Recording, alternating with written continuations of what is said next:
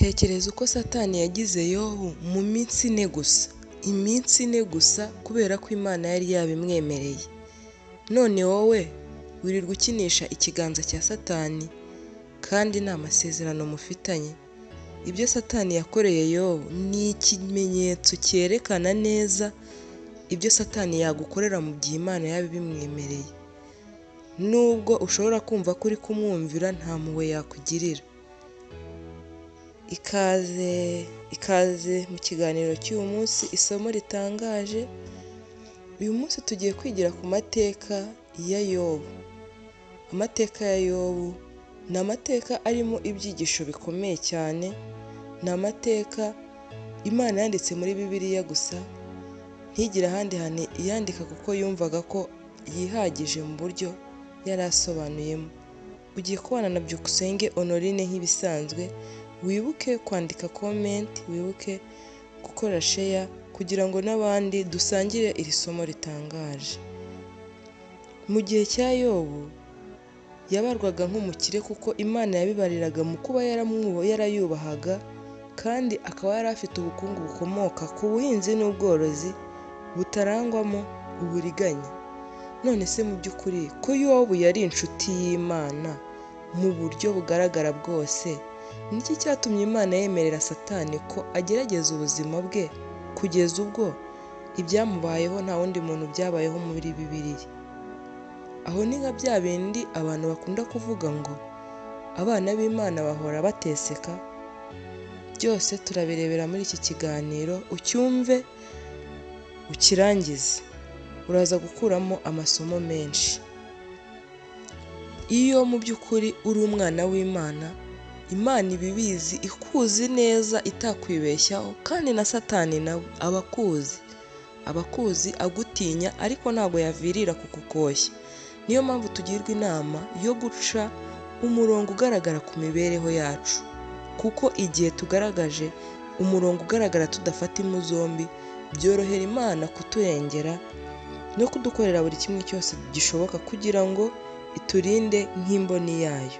Niko byari bimeze rero no kuri Yobu, ngo nuko ubwo abana b'Imana bari bagiye kuramya Imana, Satani azana nabo. Ni abana b'Imana baba ku yandi masi ataracumuye. Satani yagaragaye yihanze muri abo ngabo, nabo yagiye abakurikiye ari kumwe nabo bari imbere y'Imana. Imana yari ibizi neza ko Satani azi Yobu, kandi Imana yari ibizi neza ko mu myaka 2000 irengaho gato yari ishize, Satani mu nararibonye yari afite yo koshya abantu no kubashukashuka, yibwiraga ko kimwe mu byo bakunda Imana bayikurikiyeho harimo ibyo ibakorera. Niryo somo rero Imana yashakaga kwigisha Satani. Niyo mpamvu yamwemereye koshya Yobu no kumuteza ibigeragezo byose, kugira ngo abone ko umuntu yakunda Imana atayikurikiyeho ibyo byose, ahubwo azi neza ko urukundo rubyutswa n'urundi. Ese wowe ukunda Imana kubera iki? Ukunda Imana kubera ibyo utunze yaguhaye, cyangwa uyikunda kuko yabanje kugukunda ikaguha kubaho, ikaguha amahirwe yo kuzabaho ubuzima bw'iteka ryose? Satani yarishukaga rero, nubwo yibwiraga ko Yobu akunda Imana kubw'ibyo yamuhaye. Imana yari ibizi neza ko mu mutima wa Yobu hatarimo uburyarya. Iminsi isimburana itandukanye ine gusa, Yobu yakiriye inkuru z'incamugongo, kugeza ubwo mu minsi ine gusa ibye byasaga n'ibirangiye, ariko mu mutima we ntabwo higeze hagaragaramo gucumura ku Mana. Byatangaje Satani cyane. Imibereho ya Yobu irimo amasomo 3 nshaka ko buri wese azajya azirikana. Ese birashoboka ko Imana yakita umuntu inshuti yayo? Ni isomo rya mbere riri mu mibereho ya Yobu. Shaka ubucuti ku Mana, wegere Imana nk'uko iteze ibiganza, kugera ubwo yashobora kubivuga ikaguhamya nk'inshuti yayo. Bizajya bikorohera kumva urinzwe mu mibereho yawe ya buri munsi. Shaka ubucuti ku Mana ubikoresheje kugira imirimo myiza, utabigendereye ku by'Imana gukorera, ahubwo ubigendereye ko yagukoreye ibiruta ibyo wowe ushobora kuyikorera.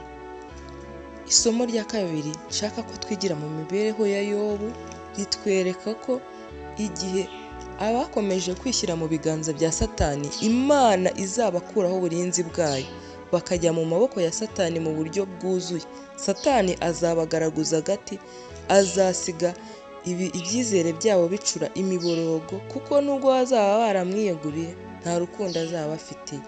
Nahawe nahanjye kwiyegurira Imana, kuko Satani nubwo wamukorera ntabwo ajya ahemba neza. Igihe wishyize mu maboko ya Satani, igihe uri mu mwanya wo gukora ibyaha aho Imana idashobora kugukiza uretse kukurinda urupfu gusa, uba uri mu byago kuko uba wishyize mu maboko y'umwanzi gica. Isomo rya gatatu twigira mu mibereho ya Yobu, tuzi neza ko ikigeragezo cye yagiciyemo neza kandi ativovoteye Imana. Ese ni kangahe duhura n'ibigeragezo byoroheje kurusha icya Yobu ariko tugatangira gutuka Imana? Tekereza ukuntu Satani ajya imbere y'Imana ayishima hejuru.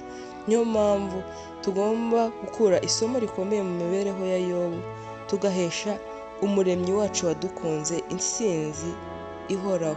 Ndakwinginze kugira ngo aya masomo ukomeze kuyazirikana no kuyatekerezaho, aguteze indi ntambwe ikomeye. Imana mbere ya byose.